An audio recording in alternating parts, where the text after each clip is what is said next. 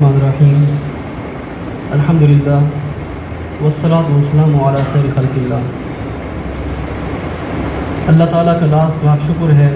کہ اللہ تعالیٰ نے ہمیں قرآن کی نعمت سے نوازا، اور اس کا لاکھ لاکھ شکر ہے اس نے قرآن کی حفظ کرنے کی سعادت نصیب فرمائی، اور پھر اس کا کروڑہ شکر ہے کہ اس نے اس حفظ کو دوبارہ اس بابرکت مہینے میں سنانے کی توفیق عطا فرمائی۔ اور دعا ہے کہ اللہ تعالیٰ جب تک زندگی رہے اللہ تعالیٰ قرآن کا ساتھ عطا فرمائے اور قیامت کے دن بھی قرآن کا ساتھ نصیب فرمائے۔ تو آج ہم نے سورۃ والضحیٰ سے والناس تک تراویح میں تلاوت کیا۔ تو سورۃ والضحیٰ میں اللہ تعالیٰ نے اپنے محبوب کو فرمایا کہ وَلَسَوْفَ يُعْطِيكَ رَبُّكَ فَتَرْضَىٰ، کہ اے محبوب آپ پریشان نہ ہوں، لَسَوْفَ يُعْطِيكَ رَبُّكَ، کہ آپ کا رب آپ کو عطا فرمائے گا۔ کتنا عطا فرمائے گا، کب تک عطا فرمائے گا؟ اے محبوب تب تک عطا فرمائے گا فترضیٰ، کہ جب تک آپ راضی نہیں ہو جائیں گے۔ جب تک آپ راضی نہیں ہوں گے اللہ تعالیٰ آپ کو عطا فرماتا رہے گا۔ حضرت امام باقر سے کسی عراقی نے پوچھا، اس نے پوچھا کہ یا امام یہ بتائیں کہ ہمارے عراق میں شفاعت کے بارے میں بڑا مشہور ہے، آپ کیا فرماتے ہیں؟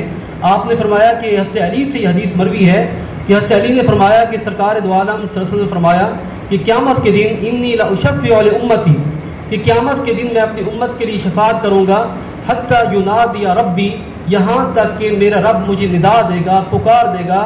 ارضیت یا محمد، کہ کیا اے محمد کیا آپ مجھ سے راضی ہیں یا نہیں ہیں؟ تو پھر آپ فرماتے ہیں فاقول، میں جواب دوں گا نعم یا ربی رضیت، کہ اے اللہ میں اب راضی ہوں۔ اور پھر حضرت امام باقر نے فرمایا، آپ نے فرمایا کہ تم عراقی لوگ ایک اور آیت کو سمجھتے ہو کہ بڑی امید والی ہے، قل یا عبادی الذین اسرفوا علی نفسہم، تم کہتے ہو کہ یہ آیت بڑی امید والی ہے، جبکہ ہم اہل بیت کہتے ہیں کہ قرآن کی یہ آیت وَلَسَوْفَ يُعْطِيكَ رَبُّكَ فَتَرْضَىٰ، یہ آیت سب سے بڑی امید والی ہے کہ اللہ تعالیٰ حضور کو تب تک جب تک آپ راضی نہیں ہوں گے عطا فرماتا رہے گا۔ اور ظاہر سی بات ہے کہ جب تک ساری امت بخشی نہیں جائے گی سرکار راضی ہی نہیں ہوں گے، خوشی نہیں ہوں گے۔ ایک اور حدیث ہے حضرت عبداللہ بن عمر سے مروی ہے، آپ فرماتے ہیں کہ سرکار دو عالم صلی اللہ علیہ وسلم ایک جب آیات تلاوت کر رہے تھے کہ جب حضرت ابراہیم کے بارے میں پڑھا کہ انہوں نے فرمایا کہ فمن تبعنی فإنہ منی، اور حضرت عیسیٰ کے بارے میں فرمایا کہ ان تعذبہم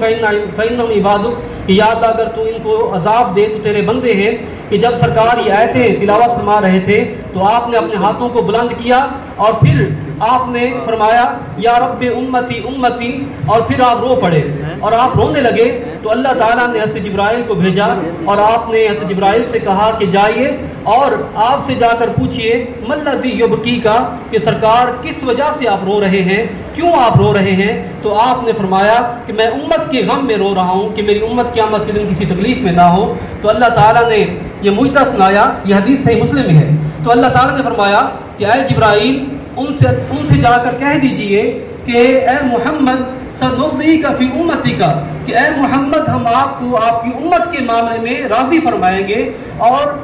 لا نسوءک، کہ ہم آپ کو کبھی نہیں بولیں گے جب تک آپ راضی نہیں ہوں گے، ہم آپ کو آپ کی امت کے معاملے میں شفاعت کا اختیار عطا فرمائیں گے۔ تو سورۃ ماعون میں اللہ تعالیٰ نے فرمایا الذین ھم یراؤن، اللہ تعالیٰ نے مذمت بیان کی ان لوگوں کی کہ جو ریاکاری کرتے ہیں، وہ لوگ جو نمازیں ادا کرتے ہیں، وہ لوگ جو روزے تو رکھتے ہیں، وہ لوگ جو صدقے عطا کرتے ہیں، لیکن ان کا نظریہ یہ ہوتا ہے کہ لوگ دیکھ کر تعریف کریں۔ تو اللہ تعالیٰ نے ان لوگوں کی مذمت بیان کی کہ الذین ھم یراؤن، کہ وہ لوگ جو ریاکاری کے لیے اللہ کی باتیں کرتے ہیں۔ تو اللہ تعالیٰ نے فرمایا ایک حدیث میں ہے کہ جب قیامت کے دن وہ لوگ وہاں پر آئیں گے قیامت کے دن تو وہاں پر دیکھیں گے کہ انہوں نے جو نمازیں پڑھی تھیں، روزے رکھے تھے، صدقے رکھے تھے، ان کے نامہ اعمال میں کچھ بھی نہیں ہے، ان کے نامہ اعمال ان سب چیزوں سے خالی ہے۔ تو وہ اللہ کی بارگاہ میں عرض کریں گے کہ یا اللہ ہم نے دنیا میں عبادتیں کی تھیں تو ہماری باتیں کس کھاتے میں گئیں؟ تو اللہ تعالیٰ فرمائے گا کہ صمتم وصلیتم وتصدقتم وقرأتم، کہ تم نے بے شک روزے بھی رکھے، تم نے صدقے بھی کیے، تم نے نمازیں بھی پڑھی اور تم نے قرآن مجید کی تلاوت بھی کی، لیکن کیوں کی؟ لیقال ذالک، تم نے اس لیے تلاوتیں کی، اس لیے روزے رکھے،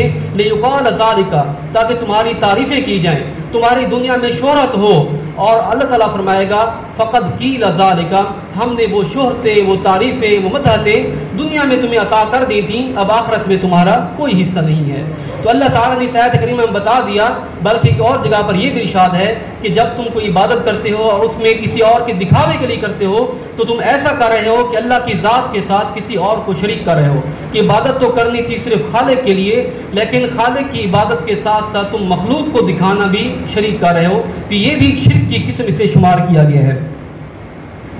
तो सूरत कुल हुवल्लाहु अहद, इसके बारे में एक हदीस है बड़ी प्यारी सी कि हज़रत अबू हुरैरा फरमाते हैं कि सरकार दो आलम सल्लल्लाहु अलैहि वसल्लम ने किसी आदमी से सुना कि वो दुआ मांग रहा था। कैसे दुआ मांग रहा था? वो दुआ कर रहा था कि अल्लाहुम्मा इन्नी अस्अलुका बिअन्ना अशहदु अल्ला इलाहा इल्लल्लाह, कि मैं गवाही देता हूँ, तो इससे सवाल करता हूँ और ये कलिमात कह के कि अशहदु अल्ला इलाहा इल्ला अंता। फिर आगे ये सूरत कही अल अहद व समद अल्लज़ी लम यलिद व लम यूलद, कि जब ये सूरत आगे पढ़ी वलम यकुल लहू कुफुवन अहद तक आखिर तक, तो सरकार ने फरमाया कि इस बंदे ने इस्म आज़म के साथ दुआ मांगी है, और जो बंदा भी इस्म आज़म के साथ, यानी मुराद ये है कि यही अल्फाज कहकर अल्लाह से दुआ मांगेगा, अल्लाह ताला उसे अता फरमाएगा। और जो बंदा भी अल्लाह ताला से कोई भी चीज़ दुआ मांगे, अल्लाह ताला उसे वो चीज़ अता भी करेगा, और कोई दुआ हो उसकी दुआ इस सूरत के सदके अल्लाह ताला कबूल फरमाएगा। एक और रिवायत में आता है कि हज़रत अबू ज़र बुखारी सरकार की बारगाह में आए और वहाँ पर हज़रत जिब्राइल पहले से बैठे हुए थे। हज़रत जिब्राइल ने सरकार से कहा कि ये अबू ज़र गफ़ारी हैं। तो सरकार ने पूछा हज़रत जिब्राइल से हैरान होकर कि तुम कैसे जानते हो कि अबू ज़र गफ़ारी हैं? तो उन्होंने कहा कि सरकार, इनकी जो शोहरत है, इनका जो नाम है, वो ज़मीन से ज़्यादा आसमानों पर है। आपने कहा कि ऐसा कैसे हो सकता है? उन्होंने कहा कि अबू ज़र गफ़ारी में दो खासियतें हैं जिसकी वजह से आसमान वाले इन्हें अच्छे तरीके से जानते हैं। तो आपने पूछा कौन सी खासियत? तो आपने फरमाया कि एक तो ये है कि ये कुल हुवल्लाहु अहद की बड़ी कसरत से तिलावत करते हैं,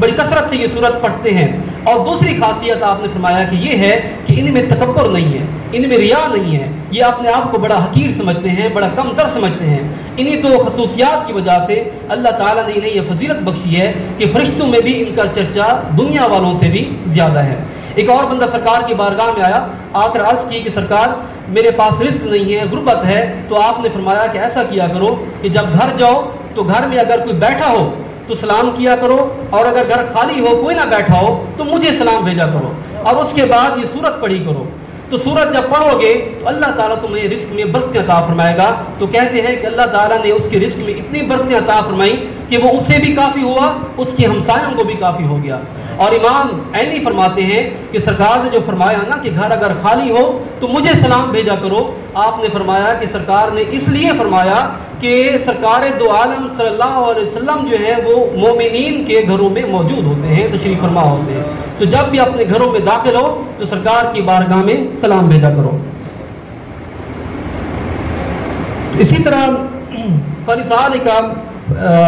यतीम के बारे में अल्लाह ताला ने बहुत इरशाद फरमाया कि सरकार को खुद भी इरशाद फरमाया कि यतीम को आप न झिड़कें, यतीम का आप ख्याल रखें। और इसी तरह मोमिनीन को भी फरमाया कि जो भी यतीम हो, आपने फरमाया कि अना व काफिरुल यतीम फिल जन्नत हाकज़ा, आपने फरमाया कि मैं और यतीम की कफारत करने वाला वो जन्नत में, आपने फरमाया हाकज़ा, कि हम इस तरह से इकट्ठे होंगे कि जो बंदा भी दुनिया में यतीमों की कफारत करेगा, उन्हें तालीम देगा, तरबियत देगा, उनकी खुराक का एहतमाम करेगा, तो सरकार ने फरमाया क़यामत वाले दिन वो कफारत करने वाला और मैं इकट्ठे मौजूद होंगे।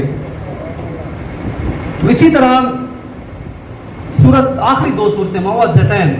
कुल औज़ु बिरब्बिल फलक और कुल औज़ु बिरब्बिन नास, इसके बारे में भी सुन लीजिए कि सरकार ने फरमाया, हज़रत आयशा से हदीस मरवी है, आप फरमाती हैं कि सरकार को जब भी कोई तकलीफ होती तो आप क्या फरमाते? आप ये करते कि इन दो सूरतों को पढ़ते, कुल औज़ु बिरब्बिल फलक और कुल औज़ु बिरब्बिन नास, इन दो सूरतों को आप पढ़ते और अपने हाथों पर दम करते और वही हाथ अपने बदन पर फेरते। अब इससे दम का सबूत भी मिल गया कि सरकार ने खुद भी दम किया, और एक वजीफा भी मिल गया कि जब भी कोई तकलीफ हो, कोई बीमारी हो, तो आपने क्या करना है, ये आखिरी दो सूरतें पढ़कर आपने हाथों पे दम करना है और वही हाथ आपने अपने जिस्म पर फेर देने हैं। तो अल्लाह ताला से दुआ है कि अल्लाह ताला हमें अपने कुरान का फ़हम अता फरमाए। अल्लाह की बारगाह में ये दुआ है कि अल्लाह ताला हमेशा इस कुरान का साथ कब्र में भी और आखिरत में भी हमें नसीब फरमाए और नूर कुरान से हमारे दिलों को मुनव्वर फरमाए। व आखिर दावाना